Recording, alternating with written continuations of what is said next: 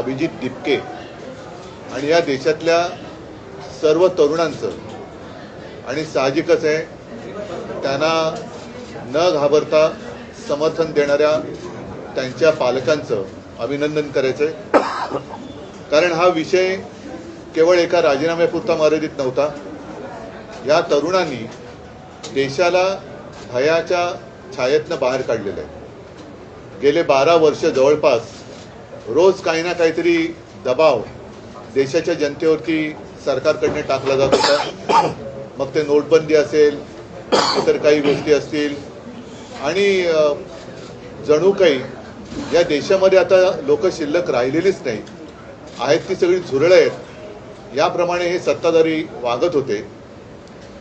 आज मला तो एक डायलॉग आठवला, तो पिक्चर मधला कुठला होता ना, एक मच्छर साला आदमी को, यशवंत सिनेमाचा। तसं एका झुरळाने हुकुमशाला झुकवलेलं आहे। आणि ज्या तरुणांना झुरळ म्हटलं त्यांनी सुद्धा लक्षात ठेवलं पाहिजे की आपण केवळ खुर्चीत बसलाय म्हणून डोक्यात माज गेला असं वागू नका। देशातली युवा शक्ती ही जर का एकत्र आली तर काय करू शकते त्याची झलक आहे।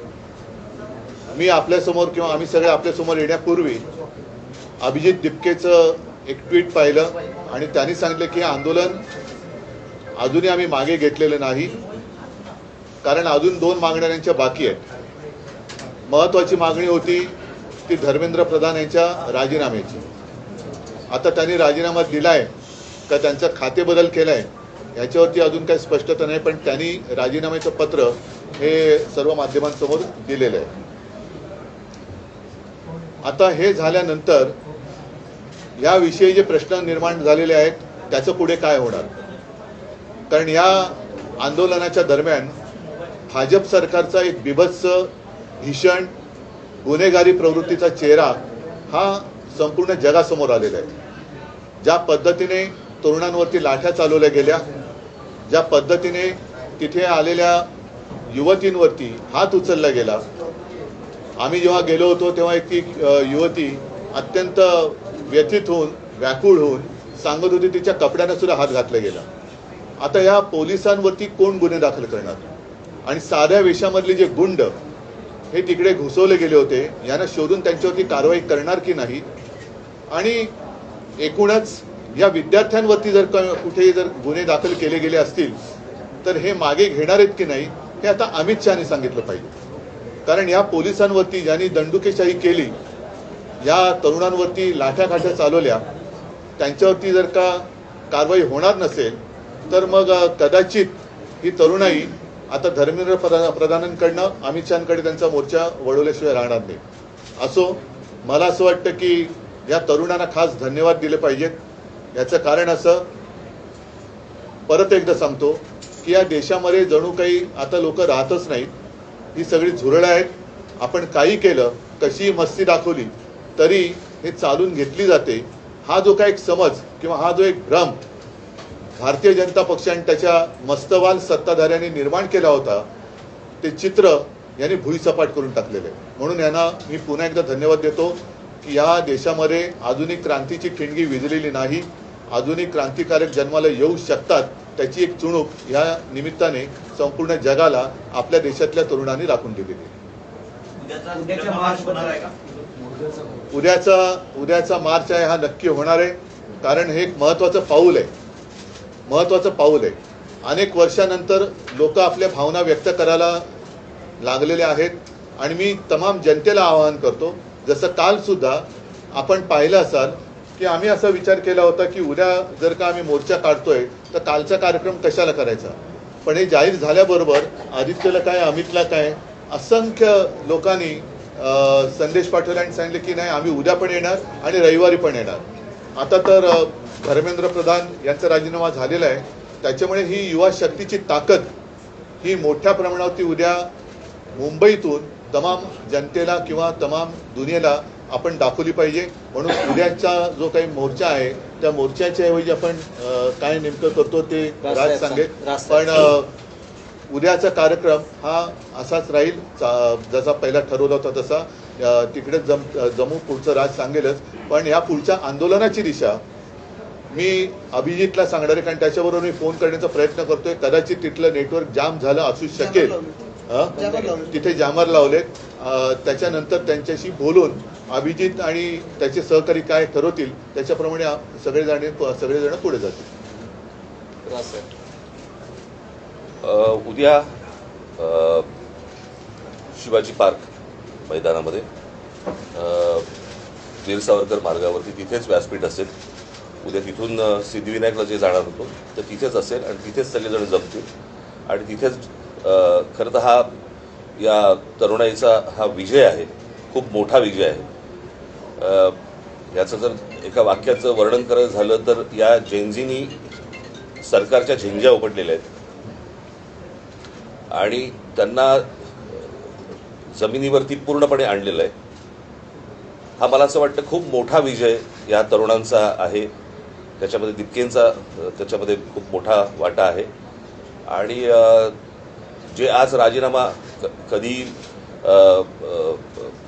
कुठच्याही गोष्टीला मस्तवालपणे उत्तर देणारं जे सरकार आहे त्या सरकारला माघार घ्यावी लागली एवढ्या मोठ्या प्रमाणावरती. एवढं मोठं आंदोलन आज देशभर उभं राहिलंय आणि त्याचा जल्लोष मला असं वाटतं होणं गरजेचं आहे आणि त्याच्यासाठी म्हणून उद्या सगळेजण शिवाजी पार्कला तिथे जमतील. आतापर्यंत जो रोष होता तो केवळ धर्मेंद्र प्रधान यांच्यावर नव्हता, तर आता रोष जो आहे तो पंतप्रधान यांच्यापर्यंत. मी कालच म्हटलं होतं की हा जो राग आहे आता हा प्रधानांवरून पंतप्रधानांवरती गेलेला आहे. आणि एक गोष्ट तुम्हाला सांगतो की याच्या पुढचे जे काही निर्णय आहेत हे मला असं वाटतं अभिजित दिपके हे जे घेतील त्याला आमचा पूर्णपणे पाठिंबा असेल. त्यांनी ह्या गोष्टी सुरू केलेल्या आहेत, निर्णय त्यांनीच घ्यायचा आहे आणि ते ज्या प्रकारचे निर्णय घेतील त्याला मला असं वाटतं देशातला तरुण पाठिंबा देईल. साहेब, ही घटना राजीनामाचं पत्र दिल्यानंतर देवेंद्र फडणवीसांना अमित शहानी दिल्लीत बोलावून घेतलेलं आहे. कदाचित महाराष्ट्रामधून पुढचा शिक्षण मंत्री असण्याची शक्यता वर्तवली जाते, तर याच्यावर तातडीने बोलून घेतलं. तुम्हाला काय वाटतं? तुम्हाला जेवढी बातमी कळली तेवढीच आम्हाला कळली, ह्याच्या पलीकडे आम्हाला काहीच माहित नाही.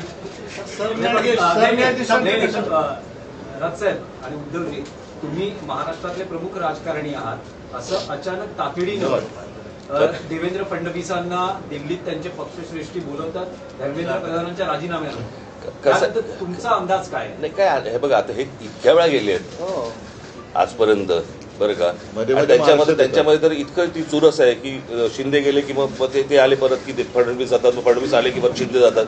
त्याच्यामुळे हे खूपदा झालेलं आहे. आत्ताच्या सिच्युएशनमध्ये हे का गेलेत मला असं वाटतं त्यांनी सांगितल्याशिवाय आपल्याला कळणार नाही किंवा तिकडे काय वरती निर्णय झाल्याशिवाय आपल्याला आत्ता काही कळणार नाही.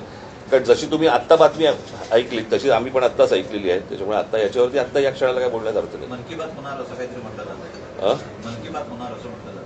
खरं चला. सरन्यायाधीशांचा कशा प्रकारे आभार मानाल, कारण त्यांच्या जे सरन्यायाधीशांच्या ज्या बोलण्यावरून हे सगळं उभं राहिलं त्यांचे. नाही, सोनम वांगचूक यांना धन्यवाद आम्ही दिलेच आहेत, कारण मधल्या काळामध्ये ते स्वतः येऊन मला भेटूनही गेले होते. त्यांना तिथून त्यांचं अपहरण करण्याच्या 1-2 दिवस आधी मी त्यांच्याशी फोनवरून बोललो सुद्धा होतो. मी स्वतः त्यांना विनंती केली होती, पण सोनम वांगचूक त्यांच्या उपोषणावरती ठाम होते. 26 दिवस एका विषयासाठी उपोषण करणे ही साधी गोष्ट नाही आहे आणि ज्यांनी या युवकांच्या पाठी आपली शक्ती उभी केली त्या सगळ्यांना मी धन्यवाद देतो. आणि एक गोष्ट नक्की की आता यापुढे या देशात आपण हुकुमशाही करू शकत नाही, आणू शकत नाही, हे ह्या एका घटनेने अधोरेखित झालेलं आहे. ज्या वेळेला हुकुमशाही करण्याचा प्रयत्न करेल त्यावेळेला हे तरुण त्याला चिरडून टाकल्याशिवाय राहणार नाही.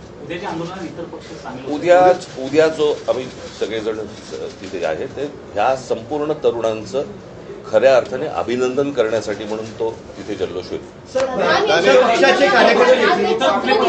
पत्रामध्ये त्यांनी उल्लेख केला आहे की मी कधी असा विचार करत होता की मुलांचं भविष्य खराब व्हावं, जे माफी आहेत त्यांच्या हातून तर कधीच मी विचार करत होता की मुलांचं भविष्य खराब व्हावं. प्रधान यांनी राजीनामा पत्र देताना मी तुम्हाला एक गोष्ट सांगतो, कदाचित तुम्हाला माहिती असेल, याच्या अगोदर ज्या वेळेला भारतीय जनता पक्ष ज्याला विरोधी पक्षामध्ये होतं, रेल्वे अपघात झाल्यावरती ते रेल्वे मंत्र्याचा राजीनामा मागायचे की नाही? रेल्वे मंत्री बसला असायचा का ड्रायव्हिंग सीटवर? बरोबर की नाही? एक ड्रायव्हर असायचा ज्याच्या काहीतरी चुकीच्या गोष्टीमुळे रेल्वे अपघात व्हायचा आणि हे राजीनामा मागायचा रेल्वे मंत्र्याचा ना. त्याच्यामुळे त्यांच्या मनात काय आहे, ते शिक्षण मंत्री असताना किती वेळा नीटचा पेपर फुटला ह्याला काही महत्व आहे की नाही? ही पहिल्यांदा घडलेली गोष्ट नाही. आणि 21 मुलं आत्महत्या करतात, त्याचं पाप त्यांच्या डोक्यावर आहे. आज मी ज्या वेळेला तुम्हाला आठवत असेल, मला 16-17ची गोष्ट असेल ना, मी नरेंद्र मोदींची मी फोनवरती बोललो होतो आणि फोनवरती बोलून मला असं वाटतं त्यावर पण प्रेस घेतली होती. त्यावेळेला मी सांगितलं होतं की मोदींना पण हे सांगितलं होतं, आज शेतकरी आत्महत्या करतायत, उद्या या पेपर फुटीमुळे विद्यार्थी आत्महत्या करतील.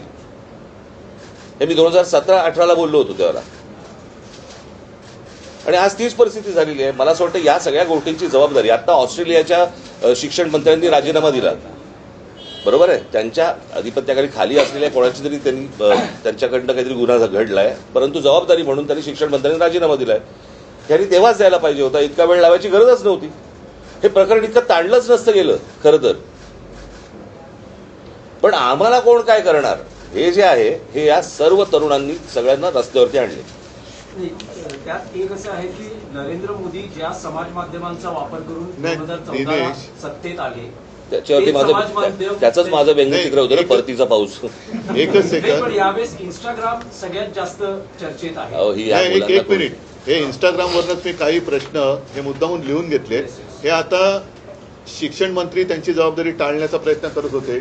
आता हे प्रश्न हे देशाच्या गृहमंत्र्यांना विचारले पाहिजेत, कारण दिल्लीचे पोलीस हे त्यांच्या ताब्यात आहेत, केंद्राच्या. म्हणून एक इंस्टाग्रामवरती मुलांनीच विचारलेले प्रश्न आहेत की पाण्याचे फवारे का वापरण्यात आले नाहीत दिल्लीमध्ये, खिळ्या असलेल्या लाठ्या का वापरण्यात आल्या, त्याच्यानंतर पेलेट गननी म्हणजे गोळीबार करण्याचा आदेश कोणी दिला, तरुण महिलांवरती पुरुष पोलिसांकडून मारहाण करण्यात येईल इतका बळाचा वापर का करण्यात आला, पोलिसांसोबत नागरी वेशातील काही पुरुष विद्यार्थ्यांना दंडुक्याने का मारत होते, बहुतेक पोलीस अधिकारी नावाच्या पट्ट्या का परिधान केलेल्या नव्हत्या, एका महिलेला मारहाण करताना दिसलेल्या वरिष्ठ पोलीस अधिकाऱ्यावर कोणती कारवाई करण्यात आलेली आहे, त्या दिवशी किती धुरांचे गोळे डागण्यात आले, हे त्याच्यानंतर ते काय करंट द्यायचं काय असतं, नाही दंडुके असतात ना ते. म्हणजे तुम्ही हे याचे प्रश्न याची उत्तर आता अमित शहानी दिली पाहिजेत. बॅरिकेडना करंट लावले होते.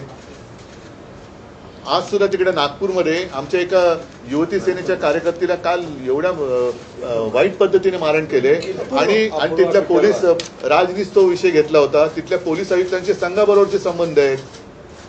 म्हणजे हे सगळे जे आहे आता हे टिकणार नाही. हा विषय आता ही लोक ही तरुण ऐकणार नाहीत. पण या प्रश्नाची उत्तरं आता देशाच्या गृहमंत्र्यांनी दिली पाहिजेत. मी काल जे मी म्हटलं ना की विद्यार्थ्यांना शिक्षकांनी हात लावू नये, मारू नये.